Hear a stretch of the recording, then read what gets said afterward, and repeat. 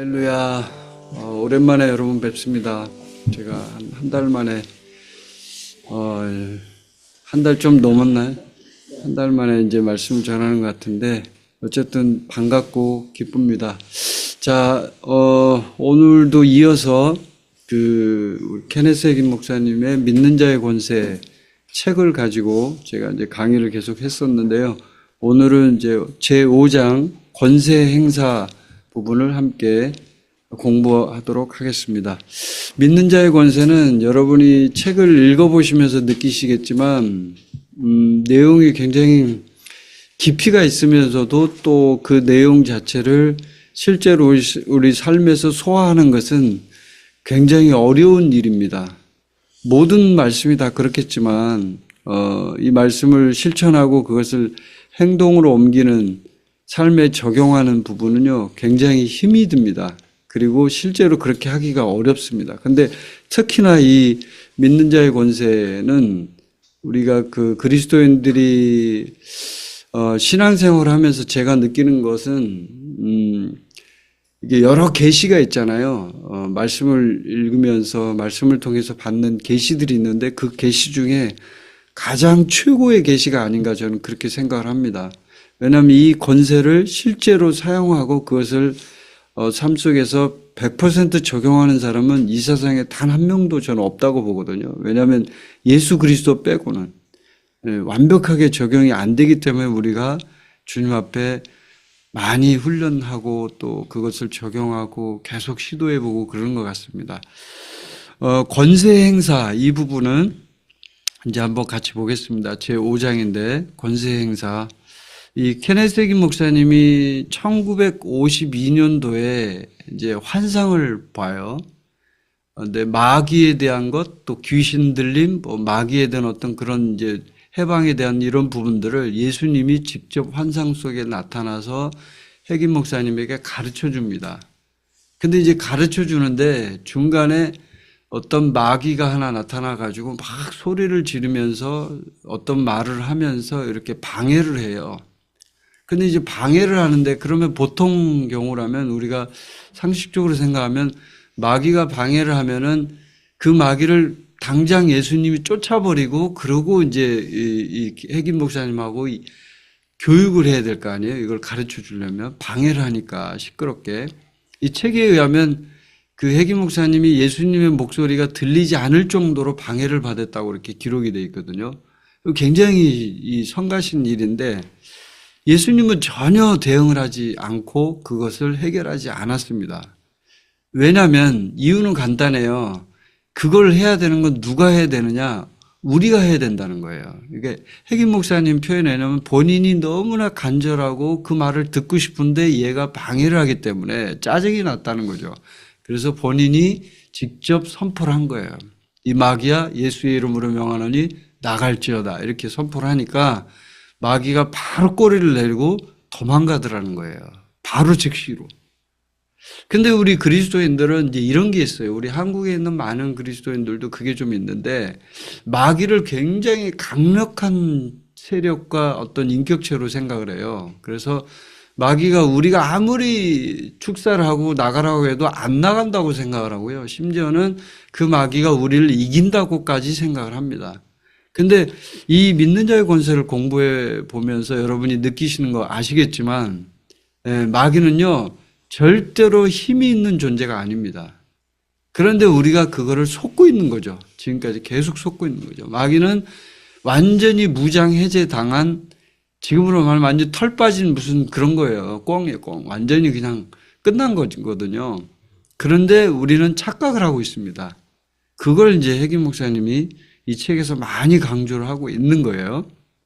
자, 그러면 우리가 한번 이걸 좀 자세하게 살펴볼 텐데 여기서 이제 에베소서 1장 20절 말씀을 이제 언급을 해요. 그의 능력이 그리스도 안에서 역사하사 죽은 자들 가운데서 다시 살리시고 하늘에서 자기의 오른편에 앉히사. 그러니까 앉았다라는 부분을 이제 설명을 하죠. 이미 우리가 공부했던 겁니다. 하늘에 하나님의 보좌에 앉아 있다. 그래서 우리의 이 권세의 그런 어떤 근원, 권세가 어디서부터 이제 출발하느냐 하는 근원은 결국 우리가 하나님과 함께 예수님과 함께 앉아있다라는 것에 출발합니다.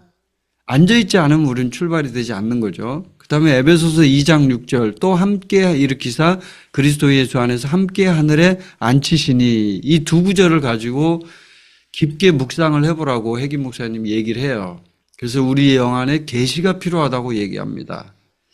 근데 여기서 중요한 건 그러면 이제 이걸 어떤 그림으로 보느냐. 우리가 이미 공부했지만 우리는 그리스도의 몸입니다. 그리스도의 몸, 교회입니다. 교회. 그러면 그리스도는 그건 뭘 말하냐면 우리 없이 지낼 수 없다라는 얘기예요. 예수 그리스도는 우리의 몸의 머리예요, 머리. 자, 몸과 머리를 한번 생각해 보세요. 머리가 있는데 몸이 없는 머리 어떨까요? 목만 있어요, 목만. 머리만 있어요. 어떨까요? 그거는 상상할 수 없습니다. 그건 이미 죽은 거나 마찬가지예요. 여기 옛날에 과거에도 전쟁이 일어나면은 이렇게 사람들 목을 베잖아요. 그럼 머리만 남잖아요. 그럼 머리를 베가지고 그 머리를 쭉 전시를 해놔요. 전쟁에서 이제 이길 때. 그럼 그거는 아무런 생명이 없다라고 판단하는 거죠.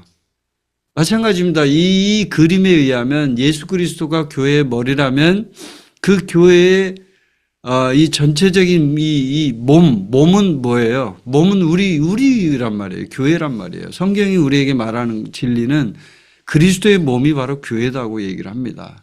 그러면 그리스도는 결국 우리 없이는 지낼 수 없다라는 걸 말합니다. 우리 없이 지낼 수 없다. 그래서 결론적으로 이 책에서 얘기하는 건 하나님의 이 일은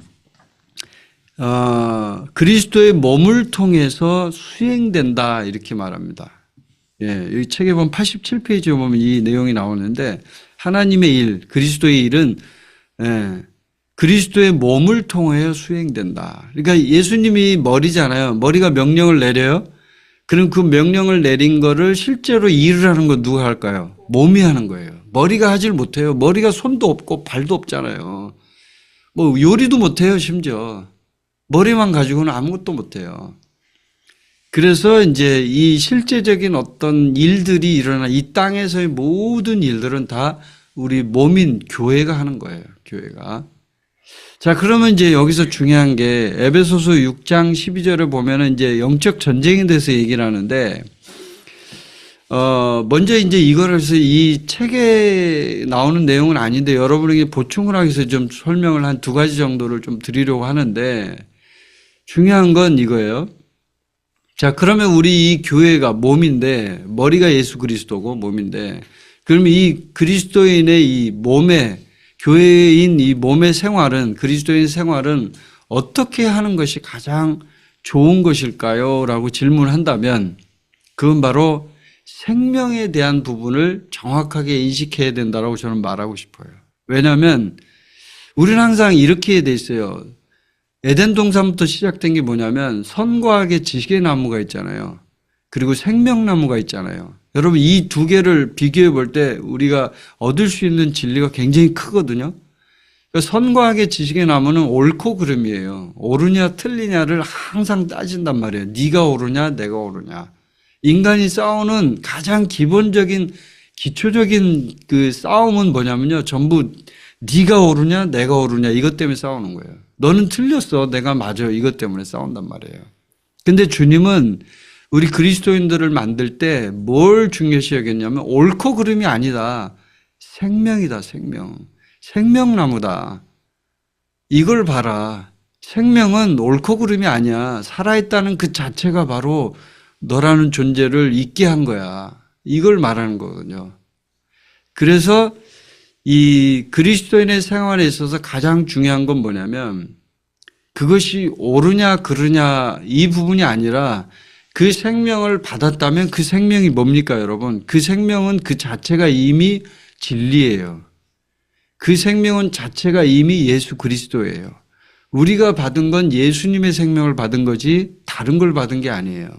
그렇다면 그것은요 바로 그 자체가 능력이라는 거예요. 그 자체가.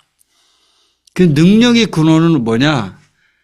바로 위치. 능력의 근원은 위치예요. 내가 하늘 보좌에 앉아있다라는 위치. 앉아있어야만 행동을 할 수 있는 거예요. 오늘 이 권세 행사잖아요. 행사. 권세를 행사하는 것. 행동을 하는 거예요. 행동을 하는데 앞에서 공부를 했지만 행동을 하기 전에 뭐가 있어야 돼요? 먼저 앉아야 돼요. 먼저 위치를 잡아야 돼요. 위치를 잡지 않으면 행동을 할 수가 없어요. 많은 그리스도인들이 부자연스럽고 힘든 이유가 뭘까요? 왜 그리스도인이 되려고 할까요? 그리스도인이 되기를 노력할까요? 노력할 필요가 없어요. 생명은 있는 그대로예요. 여러분, 우리가 한국말을 하는데 힘들어요? 한국말 하는데 아무 힘이 안 들어요. 제가 중국어와 영어를 조금 할 줄 알고 중국어도 하고 이러는데 영어나 중국어는요, 제가 하려면 노력을 해야 돼요. 힘이 들어요. 공부를 해야 되고 단어가 생각이 나지 않아요. 그리고 문장 구조가 이 뇌 속에 저의 뇌 속에 딱 정확하게 딱 이렇게 돼 있질 않아요. 그래서 어쩔 때 틀려요. 말을 하다 보면. 근데 한국말은 여러분 한국말 하는 거 힘들어요? 막 틀려요? 물론 문법이 틀릴 수는 있죠. 그렇지만 한국말 하는데 힘든 사람은 아무도 없어요. 한국 사람 중에. 왜냐하면 모국어기 때문에. 똑같아요. 생명이에요. 생명. 우리가 예수님의 생명을 받았다면 그 생명은 자연스러운 거예요. 노력하는 것이 아니라 능력이에요. 그 자체가 이미 힘이 있고 파워가 있고 예수님의 생명을 받았다면 그 생명은 힘들지 않아요. 예수 그리스도의 사람으로 노력해서 되는 게 아니고 위치를 잡았기 때문에 되는 거예요. 이미 앉아있기 때문에 되는 거라고요. 이미 생명을 받았기 때문에 되는 거예요. 그래서 그리스도인이 되려고 노력하지 마세요. 노력하면 여러분은 그리스도인이 되는 게 아니에요. 그게. 주님께서 우리에게 고린도전서 1장 30절에서 뭐라고 얘기하냐면 너희는 하나님으로부터 나서 이렇게 얘기해요. 낫다는 거죠. 여러분 태어나는데 힘들어요? 엄마가 힘들지 지는 안 힘들죠. 엄마가 힘이 들죠. 너희는 하나님으로부터 나서 하나님이 힘들죠. 하나님이 예수 독생자를 보내려고 무지무지 고생했죠. 십자가에서 죽을 고생을 하고 우리를 낳았죠. 그리스도 예수 안에 있고 예수는 하나님으로부터 나와서 우리에게 지혜, 의로움, 거룩함, 구원함이 되셨으니. 그러니까 이미 끝난 거예요. 이미 과거에 일어난 일이에요. 그래서 그리스도인의 생활은 뭐냐면 옳고 그름이 아니라 생명이에요. 생명. 생명은 자연스럽고 쉬운 거예요. 언제나 항상 그 자리에 있고 언제나 항상 똑같은 거예요. 자, 두 번째. 권세를 행사하는 데 있어서 중요한 부분 두 번째를 또 설명을 드릴게요. 에베소서 5장 15절부터 17절에 보면은 이런 말씀이 있어요. 그런즉 너희가 어떻게 행할지를 자세히 주의하여 지혜 없는 자같이 하지 말고 오직 지혜 있는 자같이 하여 세월을 아끼라. 때가 악하니라. 그러므로 어리석은 자가 되지 말고 오직 주의 뜻이 무엇인가 이해하라. 아멘. 자, 지혜 있는 사람은 어떤 사람이냐? 세월을 아끼는 사람이 지혜 있는 사람이라고 말합니다. 왜? 지금은 때가 악하기 때문에. 그러면 세월을 아끼라는 것은 어떤 의미로 있냐면 이건 바로 시간의 문제인 거예요. 시간 싸움이라는 얘기예요. 세월을 아껴라. 이 말인 즉슨 지혜 있는 사람의 여기서 지금 사도 바울이 얘기하는 우리에게 가르쳐주고자 하는 가장 핵심이 그거예요. 지혜 있는 사람이 뭐냐? 세월을 아끼는 사람인데 세월을 아낀다는 것은 시간 싸움이라는 얘기예요. 시간 문제라는 얘기예요. 시간 굉장히 중요합니다. 왜냐하면 하나님의 시간표, 하나님의 역사의 그 시간표는요, 윤회, 다시 돌아가고, 이렇게 뺑뺑 돌고 이런 개념이 아니에요. 성경의 개념은 직선적인 개념이에요. 그래서 창조부터 시작해서 종말까지 쭉 이어져 갑니다. 그냥 쭉 이어져 가요. 흐름이 있어요, 흐름이. 근데 불교나 이런 다른 힌두교나 이런 데는 윤회의 사상을 얘기하잖아요. 이렇게 돈다고 하잖아요. 똑같이 돈다. 다시 태어난다. 이렇게 얘기하잖아요. 근데 성경은 그런 말이 없어요. 전혀. 그래서 시간이 중요한 거예요. 그런데 마태복음에 보면 여러분, 25장에 보면 슬기로운 처녀 얘기 여러분 아시죠? 슬기로운 처녀의 얘기 핵심이 뭐예요? 시간을 못 맞춘 거예요. 그러니까 신랑이 오는데 그 시간에 맞춰서 기름을 준비해서 맞이를 해야 되는데 못한 거예요. 그러니까 지혜로운 사람은 뭐냐? 세월을 아껴서 시간을 잘 쓰고 그 시간을 잘 활용하는 사람을 얘기하는 거죠. 그리고 계시록 14장에 보면 이런 말씀이 있어요. 여러분이 제가 읽어드릴게요. 14장 4절을 보면 이 사람들은 여자와 더불어 더럽히지 아니하고 순결한 자라 어린 양이 어디로 인도하든지 따라가는 자며 사람 가운데에서 속량함을 받아 처음 익은 열매로 하나님과 어린 양에게 속한 자들이니 처음 익은 열매. 예. 나실인의 개념인데 처음 익은 열매. 이 처음 익은 열매가 뭐예요? 열매 중에 처음 익은 열매. 여러분 보세요. 오렌지를 이렇게 수확을 할 때 보면은 여기도 지금 터키도 굉장히 과일이 많아요. 근데 여기 그 셀축, 제가 지금 있는 지역은 셀축이라는 곳인데 에베소인데 셀축은 이제 복숭아하고 그 살구가 유명하더라고요. 굉장히 많이 나요. 제가 이번 여름에 살구를 무지 많이 먹었는데 막 설사도 하고 그랬어요. 너무 많이 먹어가지고. 근데 진짜 맛있어요. 너무나 맛있는데 그 복숭아가 익을 때 보면 여러분 보시면은 익기 전과 익은 후가 색깔이 좀 다르잖아요. 그렇죠? 그러면 복숭아가 익기 전에는 다 똑같이 하얀색으로 쫙 있다가 하얀 색깔이에요. 그냥 다 똑같이 하얀색이에요. 근데 익으면은 어떻게 돼요? 중간중간에 하나씩 빨간색이 조금씩 나오잖아요.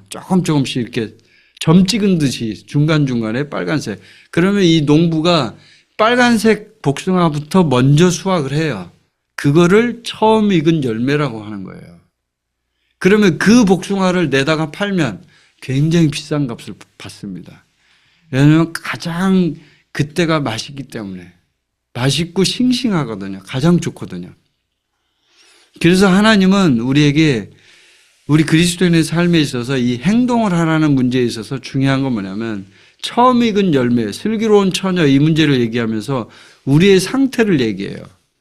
네가 지금 하나님의 자녀로서 진짜 그 처음 익은 열매로 계속 그 상태로 성령 충만한 상태로 끊임없이 충만한 상태로 있느냐 하는 걸 물어보는 거예요. 그러니까 시간 문제라고 했잖아요.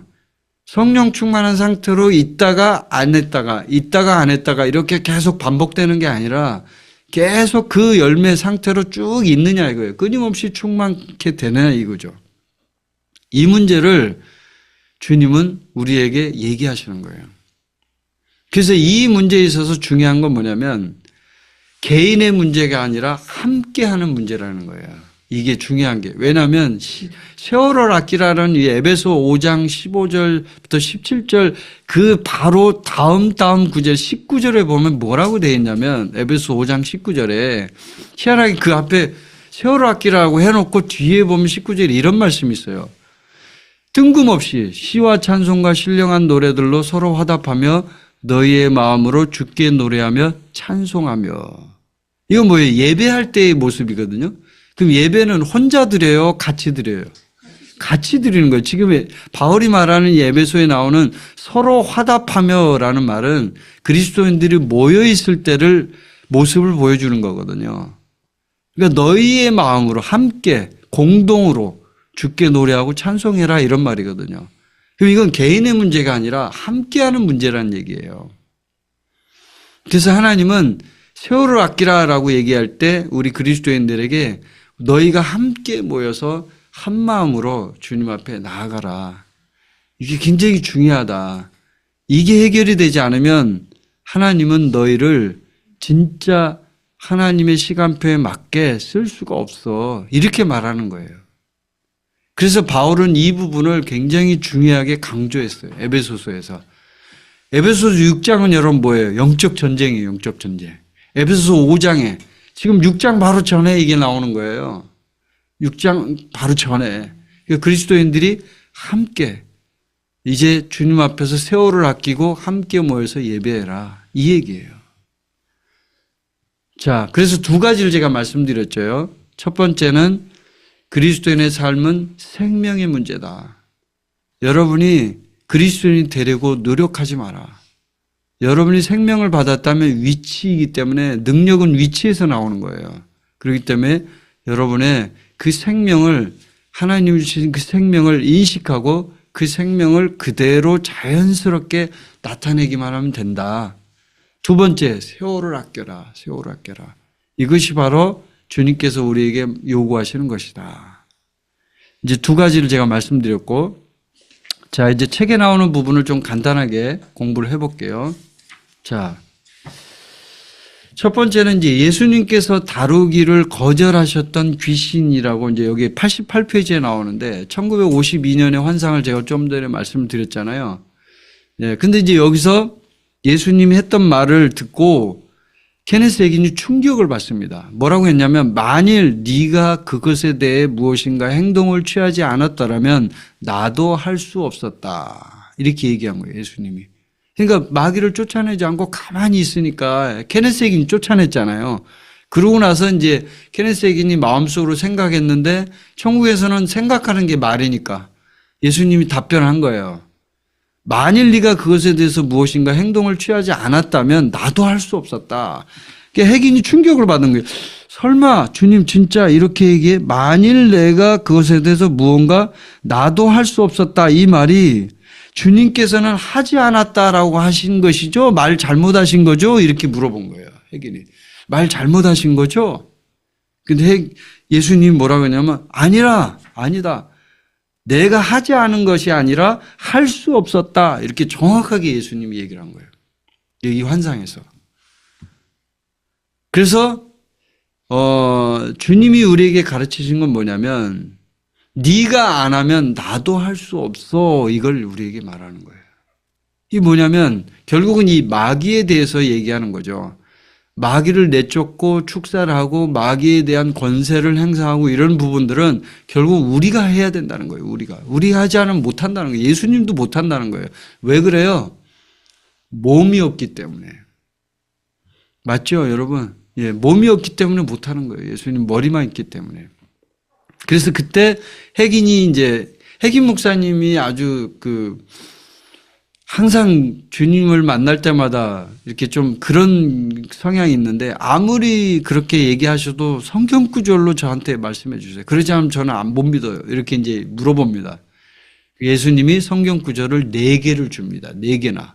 신약 성경에서 그것도 4개를 줄게. 이렇게 해서 이제 4개를 줘요.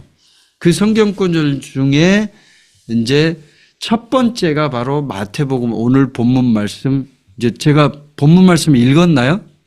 안 읽었어요? 제가 안 읽었네. 이제 보니까 성경을 안 읽고 시작을 했네요. 자, 마태복음 28장. 미안합니다. 성경을 저는 읽었다고 생각을 했는데 보니까 안 읽었네요. 마태복음 28장 18절 말씀 한번 읽어봅시다. 뭐 간단한 말씀이니까요. 이게 오늘 본문 말씀이에요. 마태복음 28장 18절 말씀. 자, 같이 한번 읽어볼게요. 시작. 예수께서 나와 말씀하여 이르시되 하늘과 땅의 모든 권세를 내게 주셨으니. 아멘. 자, 예수님이 말씀합니다. 하늘과 땅의 모든 권세를 나에게 줬다. 자, 나에게 줬는데 왜 그 권세가 우리 거라 그래요? 우리가 몸이니까요. 맞죠, 여러분? 예, 몸이니까. 그래서 우리 거라고 하는 거예요. 그리고 이 본문 말씀을 이제 첫 번째로 주셨어요. 첫 번째로.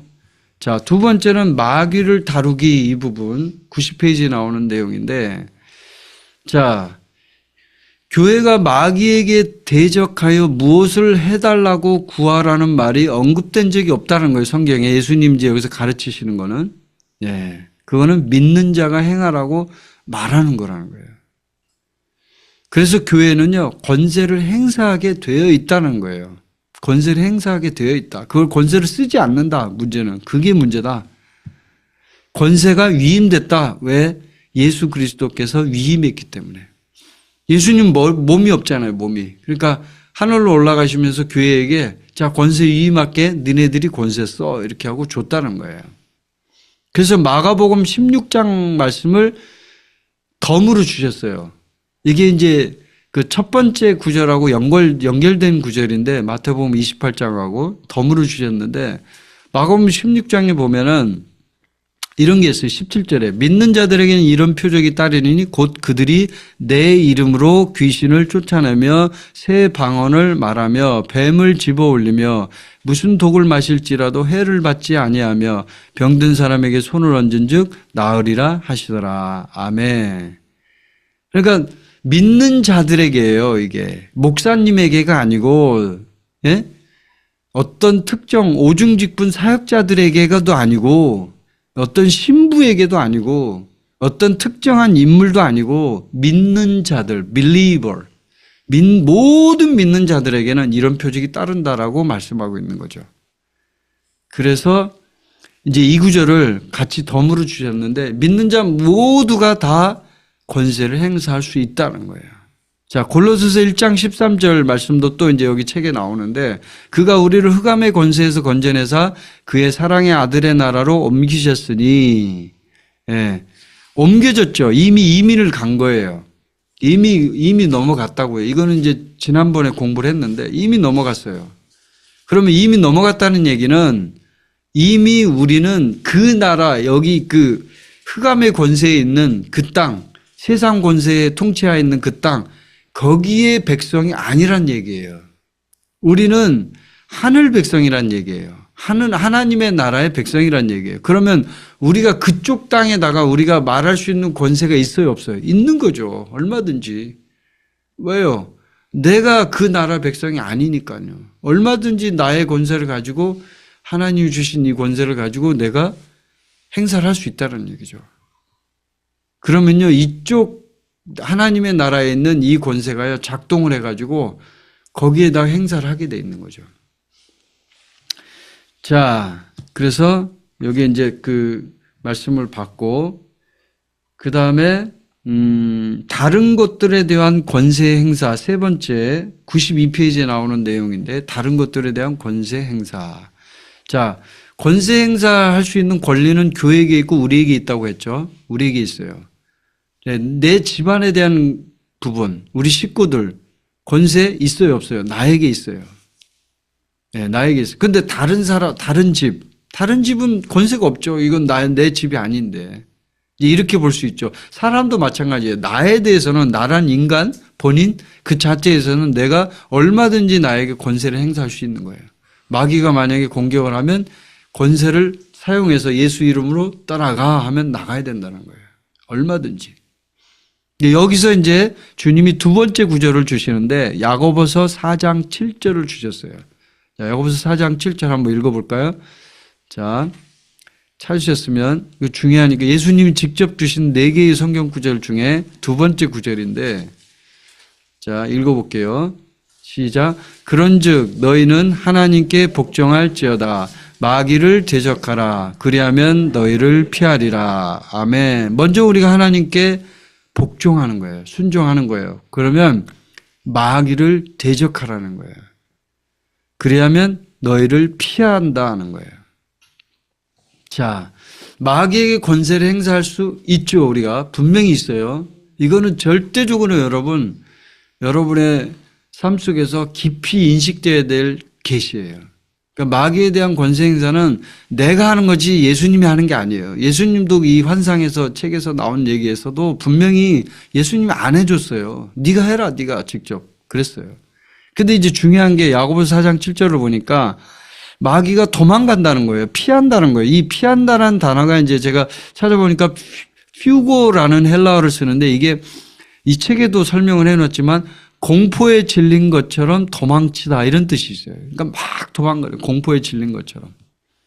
근데 마귀가 왜 이렇게 공포에 질린 것처럼 도망치냐면요. 예수님을 굉장히 무서워해요. 마귀가. 겁을 내요. 그래서 그런 거예요. 우리 때문에 그런 게 아니에요. 예수님이 머리이기 때문에 예수님 사람의 얼굴을 먼저 보잖아요. 사람을 만날 때. 사람 몸을 먼저 보는 사람이 어디 있어요? 그렇죠. 그런 사람 없잖아요. 사람 만났는데 이렇게 밑에를 쳐다보고 가슴을 쳐다보고 밑에를 쳐다보고 그러면 딱이 맞죠. 이러면서 큰일 나죠. 얼굴을 보는 거예요. 얼굴. 예수님의 얼굴을 보고 마귀가 겁을 내고 도망가는 거예요. 우리 때문에 그런 게 아니에요. 여러분 그거를 인식하시기 바랍니다. 마귀는 예수님을 보는 거예요. 우리를 보는 순간. 자, 그 다음에 이제 세 번째 구절, 베드로전서 5장 8절을 이제 예수님이 주셨어요. 세 번째 구절, 베드로전서 5장 8절. 자, 한번 읽어볼까요? 시작. 근신하라, 깨어라, 너희 대적 마귀가 우는 사자같이 두루 다니며 삼킬 자를 찾나니. 아멘. 자, 근신하라, 깨어라. 근신하라는 말이 이제 좀 한글 개역성경 번역이 좀 어렵게 느껴질 수 있는데, 근신하라라는 단어는 네포라는 헬라어인데, 이게 정신 차리다, 신중하다, 근신, 이렇게, 그런 말이에요. 정신 차리다라는 말이에요.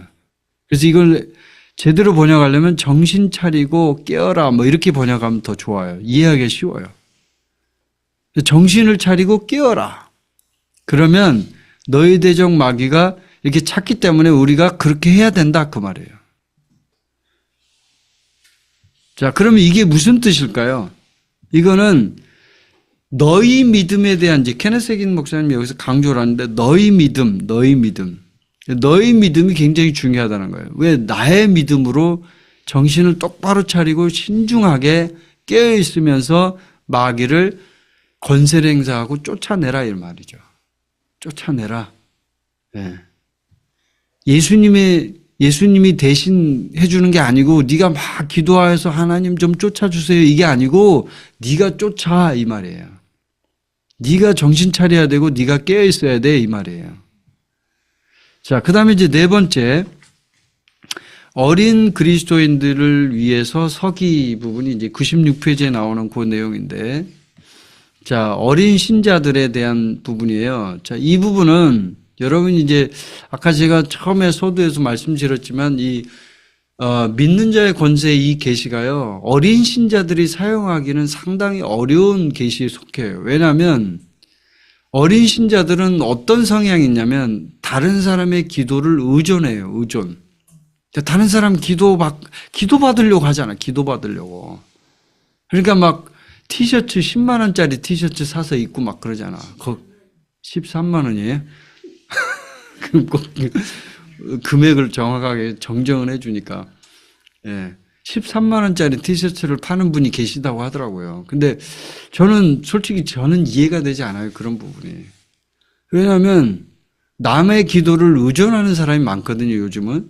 근데 여기서 이제 해김 목사님 얘기한 어린 그리스도인은 그렇다는 거예요. 그럴 수밖에 없다는 거예요. 의존할 수밖에 없고 기도를 받아야만 하고 그럴 수 있다는 거죠. 근데 성장을 하면 어떠냐면 내가 권세를 사용하기 때문에 그때부터는 더 이상 기도를 받고 이런 차원이 아니라는 거예요. 내가 직접 권세를 써서 병도 고치고 내가 그것을 해야 된다는 거예요. 그게 성장했다라는 거예요.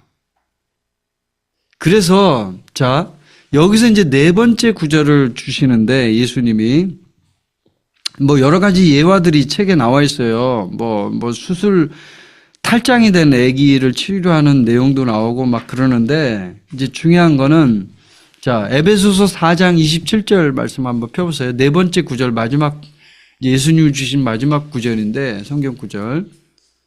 예. 아주 간단한 문장이에요. 그러니까 한번 읽어봅시다. 시작. 마귀에게 틈을 주지 말라. 이거예요. 끝이에요. 마귀에게 틈을 주지 말라. 아멘. 근데 이 틈이 뭐냐면 토포스라는 헬라어를 쓰는데요. 이게 원어에 있는 걸 분석해 보면 장소, 지위, 기회 이런 뜻이 있어요. 토포스라는 단어가. 틈을 주지 말라. 그래서 이 책에도 나와요. 주님이 이렇게 얘기했어요. 이것은 네가 내 안에 마귀에게 장소를 내어주지 말아야 한다는 것을 의미한다. 예수님이 이렇게 해김 목사님께 가르쳐 주는 거예요. 장소를 내주지 마. 틈을 주지 말라는 건 장소를 내주지 말라는 말이야. 이 얘기거든요. 토포스. 근데 이거를 아까 제가 얘기했잖아요. 지위, 기회 이것도 있다고 뜻이. 그러니까 우리의 지위를 내주는 거예요. 그리스도인의 지위를 내줘버리는 거죠. 기회 내줘버리는 거예요. 기회. 어떤 기회. 내가 권세를 행사하는 건 내가 하는 건데 그 기회를 내줘버리는 거예요. 주님 앞에 해달라고 떼를 쓰고 막 기도를 하고. 그럼 마귀가 어떻게 하는 줄 아세요? 이거 잘 모르네. 얘 어리네. 내가 갖고 놀아도 되겠네. 이렇게 한다는 거죠. 지금 여기서 얘기하면. 그래서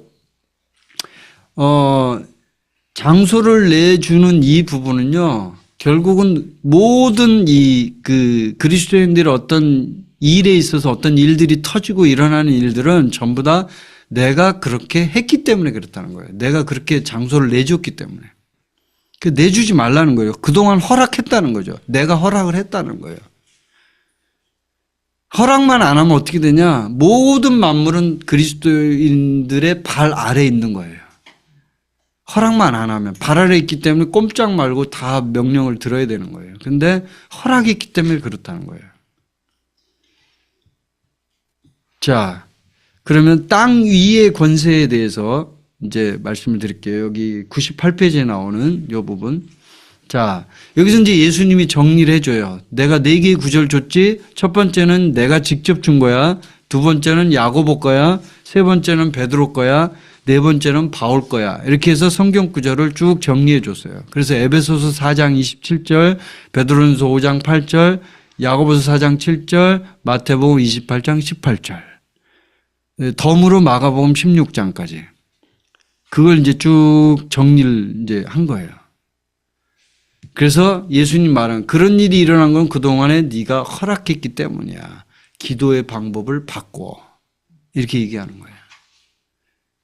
에베소서 1장 22절에 보면 모든 만물은 교회의 발 아래에 있어요.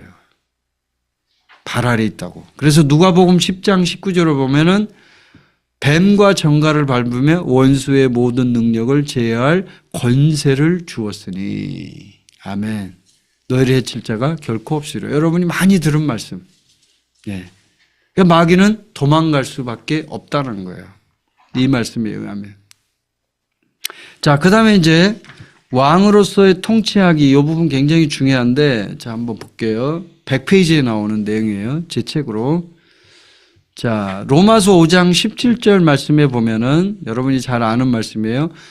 한 사람의 범죄로 말미암아 사망이 그 한 사람을 통하여 왕노릇하였은즉 더욱 은혜와 의의 선물을 넘치게 받는 자들은 한 분 예수 그리스도를 통하여 생명 안에서 왕노릇하리로다. 아멘.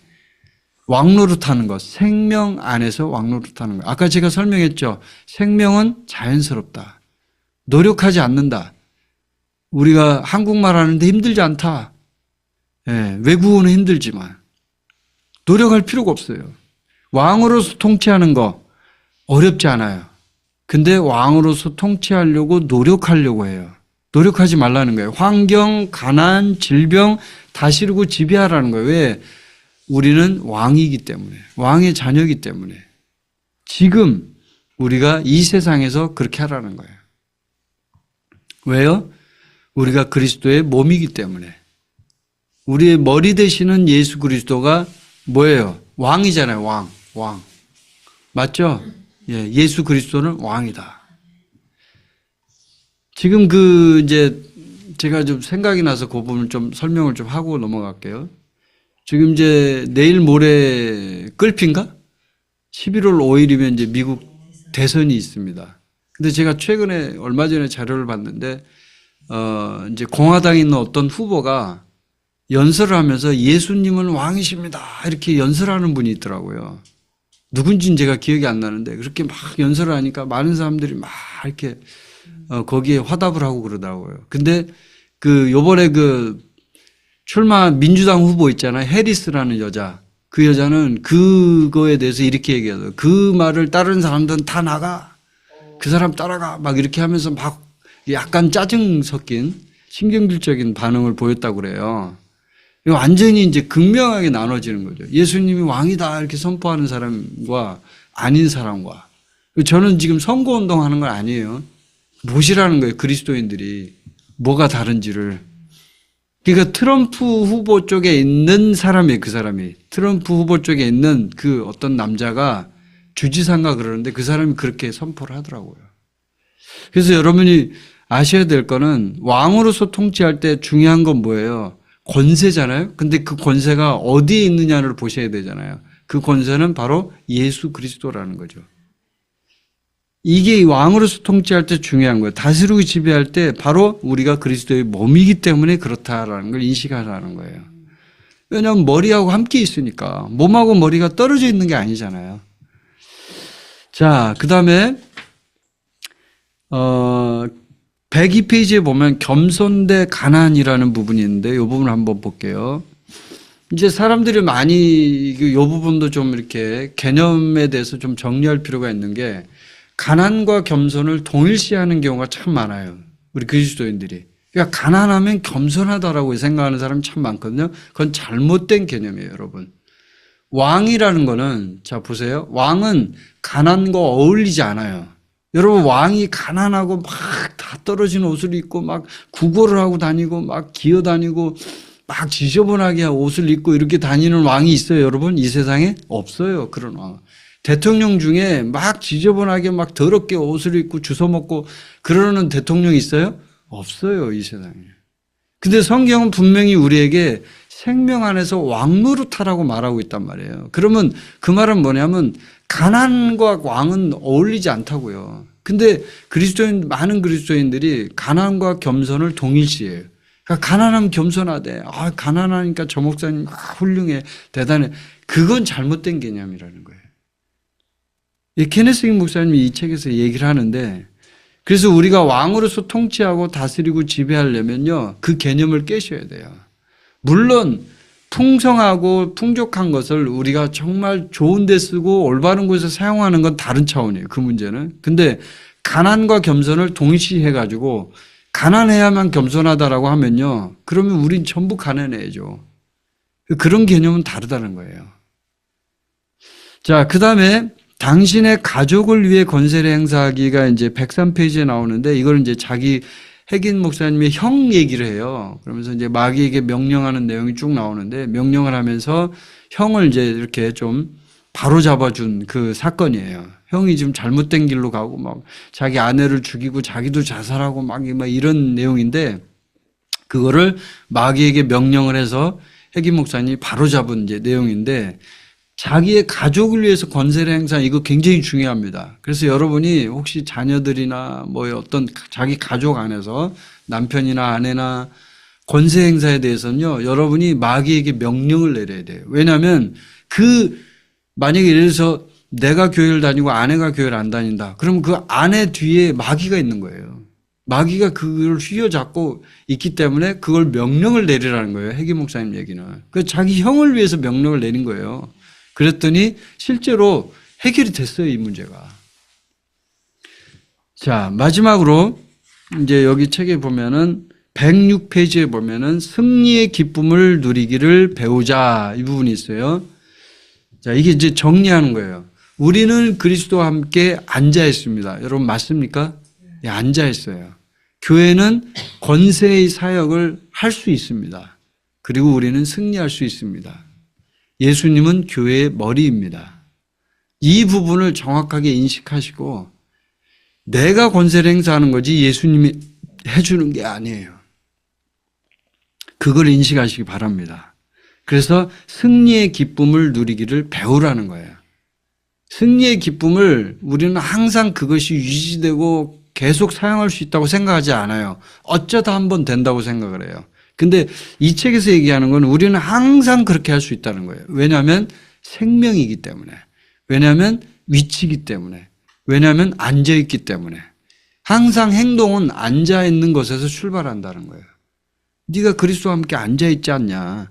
네가 교회이지 않냐. 그러면 너는 그것을 쓸 수 있다. 이걸 얘기하는 거예요. 자, 그러면 제가 이제 마무리를 하면서 스터디 가이드에 나온 내용을 좀 중요한 부분만 좀 읽어드리도록 하겠습니다. 스터디 가이드 책에 나오는 내용인데 여기에 나오는 중요한 문장이 있어서 하나 읽어드릴게요. 그리스도인들은 그들에게 하나님이 필요하다는 것을 안다. 네, 하나님이 필요하죠, 우리에게. 그렇죠? 그리스도인에게 하나님이 절대적으로 필요하죠. 여러분 하나님 필요 없어요? 필요하죠. 근데 하지만 많은 사람들은 하나님이 그들을 필요로 하지 않는다고 믿고 있다. 하나님 우리를 필요하지 않아요? 필요하죠. 하나님도 우리가 필요해요. 우리도 하나님이 필요하고. 그래서 이런 생각에 대해서 여러분이 정확하게 인식하셔야 돼요. 신은 우리를 필요하지 않는다라고 생각하면 안 돼요. 신도 우리가 필요하다. 우리는 하나님과 함께 동역을 해야 된다. 그래서 십자가의 이 승리는 교회를 떠나서는 결코 이 땅에서 실행되지 못하는 거예요. 자, 그리고 이제 신약 성경에 어디를 보아도 교회가 하나님이나 예수님께 사탄에 대해 어떤 조치를 취해달라고 강구하라는 데가 없다 이거예요. 없다는 거예요. 왜냐하면 우리 보고 하라는 거기 때문에. 자, 여기 빈칸 채우기 질문에 나오는 문장을 쭉 읽어드릴게요. 굉장히 중요한 문장이기 때문에 그대로 쭉 들어보세요. 자, 마무리합니다. 첫 번째, 우리는 하나님께서 땅에서 그분의 일을 실행하시도록 도와드린다. 그렇죠? 몸이니까. 땅에서는 몸이 그 교회니까요. 두 번째, 만일 우리가 마귀에 맞서 대적한다면 마귀는 피할 것이다. 그냥 겁내고 도망간다는 거죠. 누구를 보기 때문에? 예수님을 보기 때문에. 세 번째, 우리가 하나님을 필요로 한 만큼 하나님은 우리를 필요로 하신다. 아까 다 제가 얘기했던 거 정리하는 거예요. 이 책에 나오는 문장이에요. 네 번째, 하나님의 일은 그리스도의 몸인 교회를 통해 실행되어야 한다. 예. 다섯 번째, 우리는 어둠의 세력들 위에 앉아있다. 위에 앉아있다는 거예요. 우리 발 밑에. 여섯 번째, 믿는 자들이 할 일은 그리스도의 승리를 시행하는 것이다. 예, 행하는 것이죠. 일곱 번째, 만일 우리가 마귀에 대해서 아무것도 하지 않는다면 하나님께서도 할 수 없다. 안 하는 거예요. 하나님. 왜 이미 다 줬는데 왜 안 해? 니네가 해야지 이거예요. 여덟 번째, 그리스도의 몸인 교회의 가장 작은 지체라도 다른 어떤 지체와 동등하게 마귀에 대한 권세를 가지고 있다. 누구든지. 이거 어떤 특정한 사람만 있는 게 아니고 누구든지 가지고 있다는 거죠. 아홉 번째, 예수님께서는 하늘로 올라가시기 전에 그분의 권세를 교회에게 위임하셨다. 위임. 네, 위임장 알죠? 위임장. 네, 위임하셨다. 열 번째, 권세는 느낌과 아무 관계가 없다. 느낌이 좋으면 막 권세를 사용할 수 있을 것 같고, 감정이 막 충만하면 할 수 있을, 그게 아니라는 거예요. 권세는 항상 똑같은 거예요. 생명은 항상 똑같아요. 변함이 없어요. 자연스러워요. 노력하지 않아도 돼요. 막 수고하고 고군분투하고 하는 게 아니에요. 생명은 그대로 있는 상태 그대로라는 거예요. 자, 여기 그 사지선다형 질문에 있는 내용 이 부분만 읽고 이제 마무리를 할게요. 인간은 노예로 살도록 창조되지 않았다. 하나님께서는 인간이 하나님 안에서 왕노릇하기를 작정하셨다. 그렇죠? 예. 왕노릇하라는 거죠. 인간이 하나님의 형상과 모양으로 창조되었다는 것은 무슨 뜻인가? 예, 하나님과 같은 존재, 아무런 열등의식 없이 하나님 앞에 설 수 있는 인간은 엘로힘보다 조금 낮은 존재로 창조되었다. 이거예요. 그런 뜻이에요. 그 다음에 요한복음 10장 10절에서 예수님은 우리로 생명을 얻게 하려고 오셨다고 하셨다. 어떤 종류의 생명을 말씀하신 것인가? 조의 생명, 즉 바로 하나님의 생명과 본성, 인간은 에덴 동산에서 이 생명을 잃었지만 그리스도를 통하여 되찾았다. 조의 생명이에요. 바로 조의 생명 뭐예요? 예수님과 같은, 하나님과 같은 생명. 예. 자, 네 번째, 하나님의 믿음과 같은 종류의 믿음이란 무엇인가? 마음으로 믿고 입으로 말하는 믿음. 예. 다섯 번째, 새로운 탄생을 통하여 당신은 하나님의 가족의 일원이 되었다. 새로운 탄생은 또한 인간화이기도 하다. 아래에서 어느 대답이 거듭난 그리스도인으로서 당신의 삶에서 하나님의 인간화를 가장 잘 설명하는가? 뭐냐면 답은 하나님의 생명, 하나님의 사랑, 하나님의 빛이 나의 영안에 들어왔다. 이들로 인해서 나는 내 삶의 모든 영역에서 승리할 수 있다. 하나님의 생명이 들어왔기 때문에 그런 거예요. 아멘. 자, 이걸로 이제 마무리를 하고, 여기서 이제 그 보너스 자료에 보면은 이제 부활에 대한 얘기를 하거든요. 부활에 대한 얘기. 우리는 지옥을 무너뜨리기에 태어났다. 이 부분에 대해서 이제 여기에 나오는, 내용이 뭐냐면 어떤 이제 그 목사님 예화가 여기 나와요. 어떤 목사님이 주유소에 가서 주유를 하러 갔는데 거기에 이제 직원이 주유를 해주는데 그 직원 팔에 문신이 새겨져 있는데 뭐라고 새겨져 있냐면 지옥을 일으켜 세우기에 태어나다. 이렇게 문신에 써놓은 거예요. 지옥을 일으켜 세우기에 태어나다. 근데 그 목사님이 그 문구를 보고 딱 깨달음이 온 거예요. 나는 지옥을 무너뜨리기에 태어난 자다. 이렇게 반대로 이렇게 생각을 한 거예요. 맞는 거죠. 그죠? 우리는 지옥을 무너뜨리기 위해서 태어난 사람들이에요. 이 세상에 그런 사람들은 사탄 숭배자들은 그런 걸 위해 태어났다고 하겠지만 우리는 지옥을 무너뜨리기 위해 태어난 사람들이에요. 그래서 우리 교회가 이 권세를 행사해야만 합니다. 그래야지만 하나님께서 이 권세를 실제로 쓸 수 있는 거예요. 왜냐하면 우리가 그리스도의 몸이기 때문에. 이제 이 말씀들이 좀 이렇게 개념이 좀 정리가 되십니까? 네. 오늘 이제 그 권세 행사에 대해서 함께 공부를 했는데 제가 이제 마지막으로 부탁드리고 싶은 건 이제 아까 얘기하다가 그 선거 얘기가 나왔는데 이제 미국 그 대통령 선거가 굉장히 중요하거든요. 왜냐하면 이제 미국이라는 나라 자체가 이제 전 세계적으로 큰 역할을 하고 있기 때문에 누가 대통령이 되느냐에 따라서 이제 그 국가의 어떤 전체적인 흐름이 달라지잖아요. 근데 이제 제가 느끼기에는 뭐 우리 아내도 그렇고 이제 그 후보가 된다고 저는 생각을 해요. 그렇게 생각하는데 어쨌든 그럼에도 불구하고 우리는 어떻게 해야 된다? 기도해야 되죠. 예, 그리고 권세를 행사해야 돼요. 이럴 때. 오늘 공부했잖아요. 권세 행사 누가 한다? 내가 한다. 하나님 해주는 게 아니에요. 난 너한테 다 줬어. 근데 왜 너 안 써? 이거거든요. 그럼 뭐예요? 만약에 미국을 장악한 악한 영이 막 작용해서 그 해리스라는 여자가 당선되게 하려고 한다. 그러면 그 권세를 우리가 써야 된다는 거죠. 예수의 이름으로 명하노니 모든 것을 손을 떼라. 예? 이 악한 마귀야. 그 여자가 당선되게 하는 악한 마귀야. 손을 떼라. 예? 트럼프가 당선될 수 있도록 역사할지어다. 이렇게 이제 우리가 선포할 수 있다는 거죠. 권세를 행사할 수 있다는 거죠. 맞죠, 여러분? 예. 그게 바로 권세 행사라는 거죠.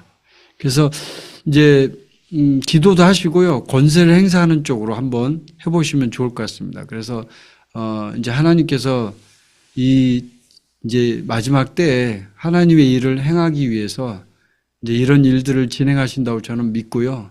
또 그리고 마지막 때 하나님께서 하나님의 사람들을 준비시킨다고 저는 믿거든요. 근데 하나님의 사람들은 감춰져 있는 사람들이 많아요. 우리처럼 이렇게 잘 모르는 사람들이 많아요. 그런 사람들이 전 세계에서 곳곳에서 하나님 앞에서 일어나서 주님의 일들을 행하고 마지막 때 하나님들을 완성하기를 간절히 바랍니다. 그래서 이 땅에도 이제 하나님의 부흥과 하나님의 역사가 일어나기를 간절히 원합니다. 여러분 모두가 주님 안에서 준비되시고 훈련되시는 여러분이 되시길 바랍니다. 다음 주에는 이제 6장을 읽어오시면 되겠습니다. 그리스도와 함께 살아나다 이 부분입니다. 자, 기도하겠습니다.